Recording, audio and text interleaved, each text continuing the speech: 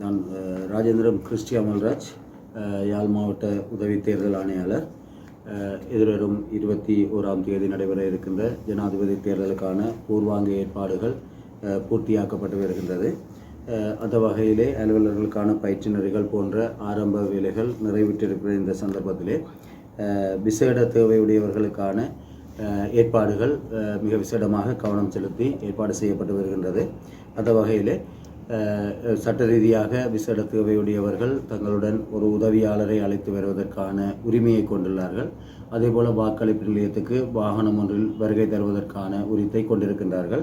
அதற்குரிய அறிவுறுத்தல்கள் கிராம அலுவலர்களுக்கு ஏற்கனவே அனுப்பி வைக்கப்பட்டுள்ளது.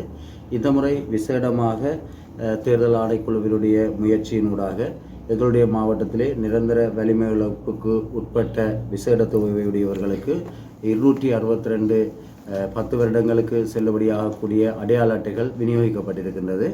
எனவே அந்த அடையாள அட்டைகளை வைத்திருப்பவர்கள் வாக்களிப்புக்காக குறித்த அடையாள அட்டைகளை பயன்படுத்தி கொள்ள முடியும் என்பதோடு தங்களுக்கான தேவைகளை நிறைவேற்றுவதற்காக உதவியாளரை அழைத்து வருதல் மற்றும் வாகன ஒழுங்கு போன்ற விடயங்களுக்காக மருத்துவ அலுவலர்களை நாட வேண்டிய தேவைப்பாட்டிலிருந்து விடுவிக்கப்படுகிறார்கள். எனவே அந்த அடையாள அட்டையை கொண்டிருப்பவர்கள் நேரடியாக கிராம அலுவலரிடம் சென்று அவர்களுடைய உறுதிப்படுத்தலோடு வாக்களிப்பு நிலையத்துக்கு சென்று தங்களுடைய வாக்கினை செலுத்த முடியும்.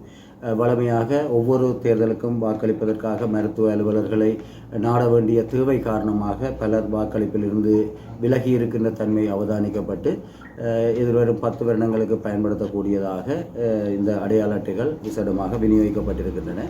அதேபோல் பல வாக்களிப்பு நிலையங்களில் நடமாடும் குறைபாடுடையவர்கள் அணுகக்கூடிய வசதிகள் ஏற்கனவே பூர்த்தி செய்யப்பட்டிருக்கின்றது. பூர்த்தி செய்யப்பட வேண்டியுள்ள வாக்களிப்பு நிலையங்கள் இனங்காணப்பட்டு இந்த முறை அவற்றையும் சீர் செய்வதற்குரிய நடவடிக்கைகள் மேற்கொள்ளப்பட்டிருக்கின்றது.